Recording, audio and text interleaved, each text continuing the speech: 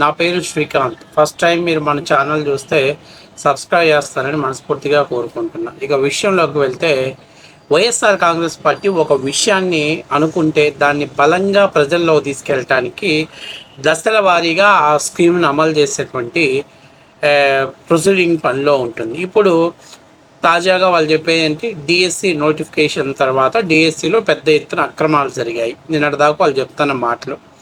తర్వాత జగన్మోహన్ రెడ్డి ఒక స్టెప్ వేసి మెరిట్ లిస్ట్లో గోల్డ్ మెడల్ సాధించిన వాళ్ళకి ఉద్యోగాలు ఇవ్వలేదు.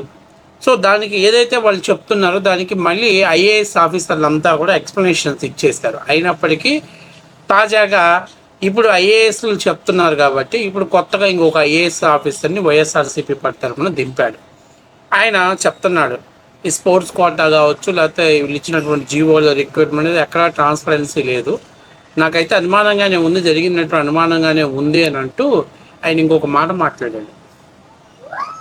ఈ స్పోర్ట్స్ కోటాల ద్వారా రిక్వైర్మెంట్ చేసినటువంటి వాళ్ళల్లో దాదాపుగా పాపం కమ్మ వాళ్ళు ఎక్కువగా ఉన్నారు. వచ్చేసింది కమ్మ వాళ్ళు ఇప్పుడు సెకండ్, అంటే దాన్ని అంటారు కదా, కరోనాలో స్టేజ్ 1, స్టేజ్ 2, స్టేజ్ 3 అన్నట్టు ఇప్పుడు థర్డ్ స్టేజ్ వచ్చేసింది. కమ్మ వాళ్ళు ఉన్నారు. కమ్మ వాళ్ళకి స్పోర్ట్స్ కోటాల ద్వారా ఉద్యోగాలు ఇచ్చేశారు. ఇది ఎట్లా ఉండదంటే 2019 ముందు ఆంధ్రప్రదేశ్లో జగన్మోహన్ రెడ్డి గారు ఒక ఎలిగేషన్ చేశాడు. మా ఏంటి పోలీస్ శాఖలో పదోన్నతులు ఇచ్చాడు, దాదాపుగా 37 మంది కమ్మ డిఎస్పీలకు పదోన్నతులు ఇచ్చాడు అని చెప్పేసి అప్పట్లో ఒక బాంబు పేల్చాడు. అప్పట్లో దీని మీద నిజంగానే పెద్ద ఎత్తున గాలి దుమారం లేచింది. కమ్మ సామాజిక వర్గం మీద వ్యతిరేకత మొదలుపెట్టడంలో కూడా కీలక పాత్ర పోషించింది ఇది. ఆ రోజు చంద్రబాబు నాయుడు గారు తప్పిదమో, లేదా ఆ పార్టీలో ఉన్న మంత్రులు తప్పిదమో, చేతగాంతనమో, ఆ రోజు దాని మీద పూర్తి స్థాయిలో ఎక్స్ప్లెనేషన్ ఇవ్వకపోవటం, ఆ రోజు ఉన్నటువంటి ఆధారాన్ని సబ్మిట్ చేయకపోవటం, అధికారం పోయిన తర్వాత అరే ఎందుకురా మనం ఓడిపోయిన అనేటువంటి ఆ విమర్శలు చేసుకుంటే అందులో అంటే ఆత్మవిమర్శ చేసుకుంటే అందులో తేలింది ఏందయ్యా అంటే, కమ్మ సామాజిక వర్గం మీద నెగిటివిటీని స్ప్రెడ్ చేయడంలో జగన్మోహన్ రెడ్డి విజయం సాధించాడు, అది చంద్రబాబు నాయుడు పాలిట శాపంగా మారింది అని చెప్పేసి ప్రజలు అర్థం చేసుకున్నారు. జగన్మోహన్ రెడ్డి అధికారంలోకి వచ్చినాక 1 year వరకు కూడా మాలాంటి వాళ్ళు ఎవరైనా సోషల్ మీడియాలో మాట్లాడితే అరే కమ్మోడా నీ కమ్మ పిచ్చి ఇంకా తగ్గలేదు, అందుకే నువ్వు బాబు గారిని భుజస్కంధాల మీద మోస్తున్నాను సోషల్ మీడియాలో పోస్టులు పెట్టారు. ఈవెన్ బీసీ వాళ్ళకి అదే పెట్టారు, ఇంకా ఎస్సీ ఎస్టీలకు కూడా అదే పెట్టారు. ఎందుకంటే తెలుగుదేశం పార్టీ తరపున మాట్లాడే ప్రతి ఒక్కరు కూడా కమ్మ కులానికి చెందినటువంటి వ్యక్తులే అని చెప్పటం వాళ్ళ యొక్క మ్యానేటరీ కాబట్టి దాన్ని పాపగండం చేయాలి కాబట్టి ఆ విధంగా ముందుకు తీసుకెళ్లారు. అయితే వాస్తవానికి పాపం ఆ 38 మంది కమ్మ డిఎస్పీలు పేర్లు ఇమ్మంటే పాపం ఆ తర్వాత ప్రభుత్వం ఇవ్వలేదు. అసలు ఆ రోజు ఎక్స్ప్లెనేషన్ చెప్పుకోవాల్సిన స్థాయిలో చంద్రబాబు నాయుడు ఎవరు నంబర్ లేదు, ఒక బుల్షిట్ అనుకున్నాడు. కానీ ఈరోజు తాజాగా ఒక రిటైర్డ్ ఐఏఎస్ ఆఫీసర్, ఒక పార్టీ పెట్టినటువంటి విజయ్ కుమార్ లాంటి చేత, అంటే జగన్మోహన్ రెడ్డి గారు పెంచి పోషించినటువంటి ఒక పేటీఎం వ్యక్తి చేత ఈరోజు ఆయన మాట్లాడుతున్నాడు. ఈ స్పోర్ట్స్ కోటాలో అంటే చాలామందికి ఇచ్చినటువంటి ఉద్యోగాలు అందరూ కూడా మెజారిటీ వాళ్ళు కమ్మవాళ్లే. వేసేసాడు, కమ్మవాళ్ళు రావాలి. జగన్మోహన్ రెడ్డికి ముఖ్యమంత్రి కావాలి అని అంటే తెల్లారు లెగిసిన దగ్గర నుంచి కమ్మవాళ్ళ సంఖ్య నాకాల్సిందే. వీళ్ళందరూ ఎవడో ఒకడు కమ్మోళ్ళ మీద పడి ఆడవలసిందే. ఇప్పుడు నేనేమంటున్నానంటే, ఒక మాజీ ఐఏఎస్ ఆఫీసర్ గారికి, సార్ ఎందుకు సార్ స్టూడియోలో తీసుకొని చేతగానే మాట్లాడతారు? మీరు ఒక సిస్టంలో ఉన్నవాళ్ళు, when the government system fail అయింది అన్నప్పుడు కోర్టులోకి వెళ్ళి కోర్టులో వేసి కేసు వేయచ్చు కదా. ఈ డిఎస్సి నోటిఫికేషన్లు అవకతవకలు జరిగాయి, చాలామందికి అన్యాయం జరిగింది అని మీరు కోర్టులో కేసు వేయచ్చు కదా. మీకు తెలుసు కదా, లా అండ్ ఆర్డర్ తెలుసు కదా, మీరు లా అండ్ ఆర్డర్ని చట్టాన్ని ఇంప్లిమెంట్ చేసిన వాళ్ళు కదా. ఎందుకు మీరు అంటే దీన్ని ఏం మాట్లాడాలంటే, స్ట్రైట్గా మాట్లాడాలంటే నేను ఒకటే మాట చెప్తున్నా, ఈ అటు ఇటు కానీ ఈ తేడ్చక్క మాటలు ఎందుకు? వెళ్ళి ఖమ్మంగా స్టూడియోలో మాట్లాడేదానికంటే డిఎస్సి మీద రాష్ట్ర ప్రభుత్వం తప్పు చేసింది, మీకున్నటువంటి డౌట్లన్నింటిని కూడా ఒక పిటిషన్, ఒక ఫిల్ దాఖలు చేసి హైకోర్టులో కుదరకపోతే సుప్రీంకోర్టుకు పోవచ్చు కదా. ఆల్రెడీ ఏదైతే వీళ్ళు చెప్తున్నటువంటి అభ్యర్థులు అందరూ మొన్న దుర్గయ్య గారిది చెప్పారు. దుర్గయ్య గారి విషయం కూడా నేను ఆ రోజు క్లియర్గా ఏం చెప్పాను, ఆయన నేషనల్ గేమ్స్లో గోల్డ్ మెడల్ కొట్టాడు, అలాగే నేషనల్ గేమ్స్ ఛాంపియన్స్లో గోల్డ్ మెడల్ కొట్టాడు. ఆయన ఏ గోల్డ్ మెడల్ అప్లై చేశాడంటే నేషనల్ గేమ్స్ ఛాంపియన్లో గోల్డ్ మెడల్ని అప్లై చేశాడు. దానివల్ల ఆయనకి 57వ ర్యాంక్ వచ్చింది. కానీ 55 వరకు ఉద్యోగాలు ఇచ్చాడు. 57 రావటం వల్ల ఆయనకి ఇవ్వలేదు. ఆయన ఏమంటాడు, నా దగ్గర గోల్డ్ మెడల్ ఉంది సార్, నేను అప్లోడ్ చేశాను సార్ అని చెప్తాడు. కానీ బయట ఏం చెప్తాడు, హైకోర్టులో ఏం చెప్తాడు, సార్ నేను పొరపాటున ప్రభుత్వం నన్ను మై మిస్టేక్నా నేను నేషనల్ గోల్డ్ మెడల్ని అప్లై చేయాల్సింది పోనిచ్చి national game champion gold medal apply చేశాను, నా తప్పుని కన్సిడర్ చేసుకున్న దగ్గర ఉంది కాబట్టి నన్ను పరిగణలో తీసుకుని నాకు ఉద్యోగం ఇప్పించండి సార్ అని చెప్పేసి ఆయన హైకోర్టులో ఒక పిటిషన్ దాఖలు చేస్తారు. అది ధర్మ సందేహం కాబట్టి అది న్యాయస్థానం చూసుకుంటుంది. కానీ ఈరోజు ప్రభుత్వం అతను సాక్షిలో చెప్పిన దాన్ని బట్టి తీసుకెళ్ళి అతను లోపల పడేసి నువ్వేమో అప్లై చేసావు, నువ్వెందుకు హైకోర్టులో ఈ పిటిషన్ వేసావు అని అతనికి కఠిన శిక్షలు అవసరమైతే 24 గంటలు 48 గంటల్లో మేము టైం ఇస్తున్నాం, దాని మీద నిజాలు చెప్పకపోతే నువ్వు లైఫ్ లాంగ్ డిస్క్వాలిఫై అయిపోతావు అని చెప్పగలిగితే చాలామంది నోరు మూసుకుంటారు. ఎందుకంటే నేను ఒకటే వాస్తవం చెప్తున్నా, వీళ్ళు ఊరికే మాట్లాడుతుంటారు. హారిజంటల్ రిజర్వేషన్ పద్ధతి ద్వారా చేసిన దాంట్లో ఏమన్నా మార్పులు ఉంటే జీవో నెంబర్ 4 జీవో నెంబర్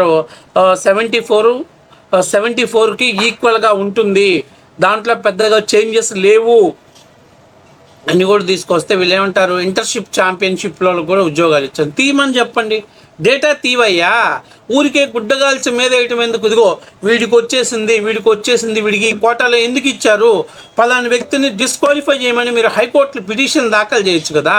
ఈ పనులు మాత్రం చేయరు. స్టూడియోలో కూర్చొని చివరికి కమ్మోల సంక నాకాలి, చివరికి కమ్మోలని నాకితే కానీ వాళ్ళది నాకితే కానీ సాటిస్ఫై అవుతారనమాట లాస్ట్ దాకా. నేను చెప్తున్నా, బరాబర్ మాట్లాడుతున్నాం. నేను ఎవరైతే వైఎన్ఆర్గా చెప్తున్నా, అరే లఫ్ఫుట్గా నీకేమన్నా నువ్వు మాకు పుట్టావని డిఎన్ఏకి పుట్టావేమన్నా డౌట్ ఉంటే డిఎన్ఏ టెస్ట్ చేయించుకో. ఇంకొకసారి చెప్తున్నా, కమరావతి అని వాగినటువంటి ఏ నా కొడుకు అని చెప్తున్నో మీరు జర్నలిజం చేయండి, బ్రోకరిజం చేయకండి. ఇంతకంటే మీకు నీచమైనటువంటి పనులు డబ్బులు కావాలంటే మీకు ఇంకా చాలా దారులు ఉన్నాయి. నేను ఇంకా ఇళ్ళల్లో ఆడవాళ్ళని కూడా ఇన్వాల్వ్ చేసి మాట్లాడాల్సిన పరిస్థితి వస్తుంది. ఆ పరిస్థితి తెచ్చుకోకండి. డిఎస్సిలో తప్పు చేస్తే హైకోర్టుకు వెళ్ళండి. డిఎస్సిలో లోకేష్ ఉద్యోగాలు అమ్ముకున్నానని డౌట్ ఉంటే మీరు హైకోర్టుకు వెళ్ళండి. అంతేగాని కమ్మ వాళ్ళకి ఇచ్చారు మెయిన్ వాడు హెడ్లైన్ కూడా అదే పెట్టేశాడు. రేపు నేను దీని మీద పోలీస్ కేసు ఫైల్ చేపిస్తా. వాడు వైఎన్ఆర్ వాడి ఛానల్లో వేశాడు కాబట్టి ఖచ్చితంగా చెప్తున్నా, నీ మీద పోలీస్ కేసు ఫైల్ చేపిస్తా. నువ్వే ఎక్స్ప్లెనేషన్ ఇవ్వాల్సి వస్తుంది, గుర్తుపెట్టుకో. ఇలాంటి లఫ్ట్ ఛానల్స్లో కానీ అరే నువ్వు కడుపుకు అన్నం తింటున్నావా, లేదా బహిరంగంగా నేను కమ్మోళ్ళకే పుట్టాను కాబట్టి నా డిఎన్ఏ కమ్మ డిఎన్ఏ ఉంది, అందుకే నాకు కమ్మోళ్ళ మీద పర్సనల్ గజ్జుందని చెప్పేసి మాట్లాడే పని అయితే మాట్లాడు. నేను చెప్తున్నా కదా, డెఫినెట్లీగా ఇలాంటి వెధవల్ని నేను అడుగుతున్నా. ఈ కమ్మ సంఘాలకి సిగ్గులేదా మీకు? ఎన్నిసార్లు అనిపించుకుంటారు మీరు? ఒకసారి ఆల్రెడీ 37 మంది కమ్మ డిఎస్పీలు ఉన్నారని ఆ రోజు మీరు పీకలేకపోయారు. ఈరోజు ఏం చేస్తున్నారు మీరు? ఈ కమ్మ సంఘాలన్నీ ఏం చేస్తారు? ఇళ్లల్లో కూర్చొని అడుగు తింటున్నారా? ఎవడెవడు చందాలు ఇస్తున్నాడా, ఆ చందాలను ఎట్లాగా దోచుకొని మన ఇళ్లల్లో పెట్టుకోవాలని చూస్తున్నారా? మీకు సిగ్గు అనిపించట్లేదా? ఈ కమ్మ సంఘాలు నడిపేవాళ్ళు పౌరుషం లేకపోతే లంగాలు కట్టుకొని తిరగండి మీరు బయట. ఏమైనా ఒక 4-5 కేసులు ఫైల్ చేయడం చేత కదా మీకు? ఎవరికో ఉద్యోగం ఇచ్చాడు, అది తప్పు మీరు అనుకుంటున్నారు, న్యాయస్థానానికి వెళ్ళి ఫైట్ చేయండి. కులం పేరు పెట్టి మాట్లాడుతుంటే ఏం లంగాలు పెట్టుకొని తిరుగుతున్నారా? చేతికి గాజులు వేసుకొని తిరుగుతున్నారా మీరు? ఎవడు పడితే వాడు మాట్లాడతాడు. మీకు నిజంగా కమ్మోళ్ళకి పౌరుషం ఉంటే, మాకు సిగ్గు శరం ఉంది, మాకు రోషం ఉంది, మేము సంఘాలను నడుపుతున్నాం, నేను పబ్లిక్గా మాట్లాడుతున్నా, మగతనం ఉందనంటే వైఎన్ఆర్ మీద కేసు ఫైల్ చేయించండి. వాడి ఛానల్లో టెలికాస్ట్ చేశాడు కాబట్టి కేసు ఫైల్ చేయించండి మీకు చేతనైతే. లేదు మేము 0.5 గాలమే, మా మీద అని మొహం మీద చూసినా తుడుచుకొని పోవటం మా సంఘాలు నడిపే వాళ్ళకి మాకు అలవాటు అయిపోయింది.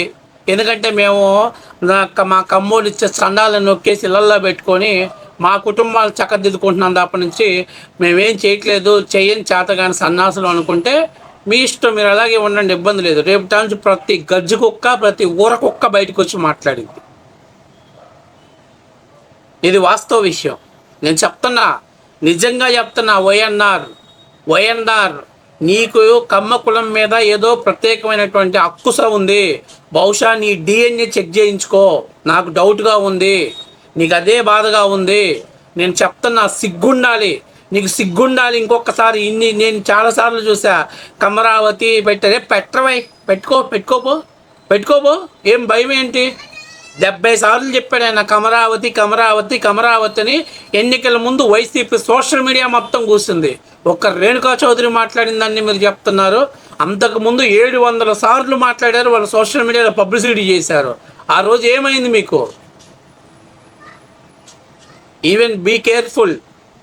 ఎవరైనా, నేను చెప్తున్నా, ప్రకాశం జిల్లాలో ఉన్న కమ్మోళ్ళైనా, కమ్మ సంఘాలు నడిపే వాళ్ళకు కూడా నేను చెప్తున్నా, మీకు సిగ్గు శరం ఉంటే వాడి మీద కేసు ఫైల్ చేయండి. కావాలంటే మేము కూడా వస్తాం.